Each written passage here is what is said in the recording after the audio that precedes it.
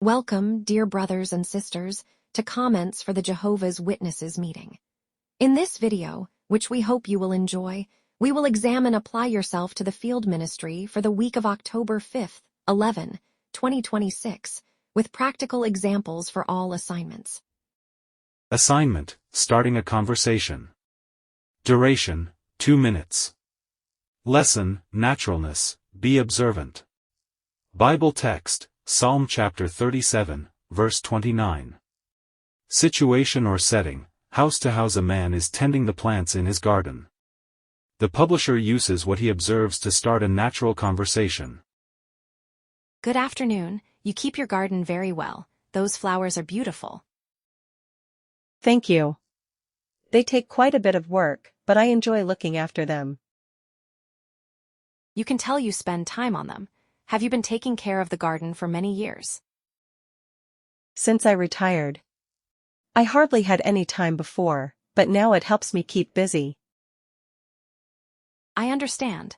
Being surrounded by nature is very peaceful. Yes, although keeping it this way isn't easy. It gets hotter every year, and there is less water. That's true. Many people wonder what will happen to the earth if it keeps deteriorating. Do you think we will ever be able to live without worrying about that? I'd like to think so, but I'm not very optimistic. It seems that we're ruining everything. I can understand why you feel that way. The Bible acknowledges the problems, but it also describes a different future. Notice what Psalm chapter 37, verse 29 says: "The righteous will possess the earth, and they will live forever on it." So according to the Bible, people will continue living on the earth? Exactly. God did not create the earth to abandon it or allow it to be destroyed. He promises to make it a safe, permanent home. It sounds good, but it's hard to imagine when you see what the world is like. You're right. One verse alone doesn't explain how that will happen. The Bible shows what God will do to repair the damage and what life will be like then. If you'd like, another day I could briefly show you one of those promises. You can stop by. I can't promise I'll agree, but we can talk. Of course, what matters is that you can see for yourself what the Bible says. Are you usually home in the afternoons? I'm normally working in the garden after 5. Perfect. I'll come by at that time next week. Thank you for showing me your plants. Assignment: starting a conversation. Duration: 2 minutes. Lesson: naturalness, be adaptable. Bible text: Psalm chapter 34, verse 18. Situation or setting: informal witnessing. At a copy shop while waiting to make some photocopies, the publisher notices that a woman is having trouble printing several resumes. You've got to be kidding me. The printer had to break down today of all days. It looks like it's frozen. If you want, I can get the attendant. I saw him go into the office next door. Thank you. I have an interview in half an hour, and I need to print these resumes. Sure, I'll get him now.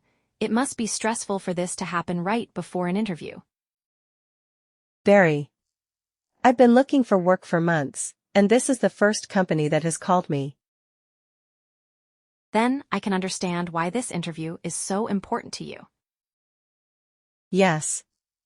I try to stay positive, but after so many rejections, it's difficult. It's understandable to feel that way. I don't know you, but looking for work for months must be exhausting. People tell you not to give up, but they're not the ones getting the rejection emails. You're right. Sometimes encouraging phrases don't help because they don't reflect what we're actually going through. There's a Bible verse that doesn't minimize those feelings. Psalm chapter 34, verse 18 says, "Jehovah is close to the brokenhearted. He saves those who are crushed in spirit." I'm not very religious, but I like that it acknowledges that someone can feel crushed. Exactly. It doesn't say that feeling discouraged is a lack of faith or strength. It shows that God understands someone who is going through a situation like that. That really is comforting. On jw.org there is Bible-based advice on how to cope with discouragement. If you want, I can show you where to find it while we wait. Yes, but first I have to sort out this printer problem. Of course, I'll go find the attendant, and afterward, if there's time, I'll show you the page. Assignment, starting a conversation. Duration, 4 minutes. Lesson, tact, choose your words carefully. Bible text, John chapter 13, verse 35. Situation or setting, public witnessing. A man stops in front of the literature cart and looks at a publication entitled Will Suffering Ever End? The publisher lets him look at it before starting the conversation. That title makes you think, doesn't it? Yes. Although I suppose your answer is that God will put an end to suffering. That's right. The Bible promises that suffering will not last forever. Do you find that hard to believe? Very. Religions have been making promises for centuries, but many of them have also caused suffering. It's true that atrocities have been committed in the name of religion. I understand why that makes many people distrustful. I don't just distrust them. I think the world would be better off without religions. I understand why you've reached that conclusion. If a religion promotes violence, covers up abuse, or exploits people financially, it is causing harm instead of helping. Exactly. And every one of them claims to have the truth. That's a reasonable observation. So we shouldn't accept a religion just because it uses the Bible or talks about God. We need to examine its teachings and its results. But they all find some scripture to justify what they do. It's true that a verse can be taken out of context. That's why I think it's important to look at a very clear sign Jesus gave for identifying his true disciples. What sign? It's found at John chapter 13, verse 35. Jesus said, "By this all will know that you are my disciples if you have love among yourselves." According to those words, what should characterize true Christians? Love. But all religions say they love people. True, just saying it wouldn't be enough.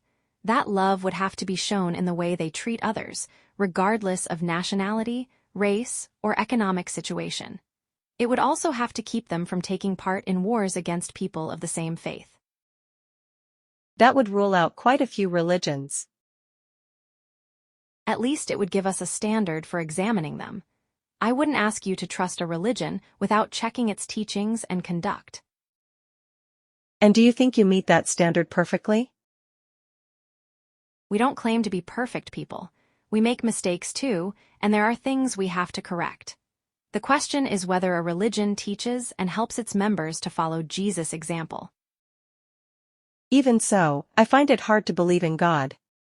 If he exists and loves us, why does he allow so much suffering? That's a very important question. In fact, it goes deeper than the issue of religion. This publication discusses why God temporarily allows suffering and what he will do to eliminate it. Do I have to pay for it? No, all these publications are free. You can take one if you'd like to read it at your own pace. I'll take it, but that doesn't mean I'll accept your explanation. Of course, the reasonable thing is to examine the arguments and draw your own conclusions. If you come by again and there's something you don't agree with, we can discuss it. That seems fair to me. Thank you. Thank you for honestly telling me what you think. Assignment, explaining your beliefs. Duration, 3 minutes. Format, one-person talk. Title, Who is Jehovah? Lesson, Speak simply. Bible text, Isaiah chapter 42, verse 8 and 1 John chapter 4, verse 8. Many people believe in God, but they don't know his name or what he is like. Some view him as a mysterious force, and others think he is very far away from us. However, the Bible helps us get to know him as a real person. So, who is Jehovah? First of all, Jehovah is God's personal name. Let's read what he himself says at Isaiah chapter 42 verse 8. I am Jehovah. That is my name. Words such as God, Lord, or Creator are titles. For example, a person may be a father, a teacher, or a doctor, but he also has a name. Similarly, God has many titles, but his name is Jehovah. This name appears thousands of times in ancient Bible manuscripts. It was written with 4 Hebrew letters corresponding to the consonants YHWH, although its original pronunciation is not known for certain. The form Jehovah has been used for centuries in English. What really matters is not pronouncing it exactly as it was in ancient times, but knowing it and giving it the place it deserves. But knowing someone's name does not mean that we know that person well. We also need to know what he is like. The Bible explains that Jehovah is the true God and the creator of all things. He is not the God of just one people or one particular culture. He is the God of the whole earth. Jehovah also wants us to know his personality. One of his most outstanding qualities is mentioned at 1 John chapter 4 verse 8, where we read, God is love. This does not simply mean that Jehovah shows love from time to time. Love is part of everything he does. His counsel, his standards, and his promises reflect the affection he has for people. It is also important to distinguish between Jehovah and Jesus. Jesus never claimed to be Jehovah. In fact, he worshipped his Father and referred to him as my God. Jesus came to the earth to teach us the truth about his Father and help us draw close to him. So Jehovah is not an unknown force or a distant God. He is the Creator, he has a personal name, and he cares about us. Getting to know him involves learning how he thinks, observing his love, and applying his counsel. The more we learn about Jehovah through the Bible, the more reasons we find to trust him and want to be his friends. Great, dear brother or sister, we've reached the end of this video. We hope you enjoyed it and we'll see you next week. Before you go, please like the video, subscribe to our channel, and if you liked it, you can share the video or follow our posts on our official website, commentariosperaleRuni.ntj.com. You'll find the link in the video comments. Warm regards.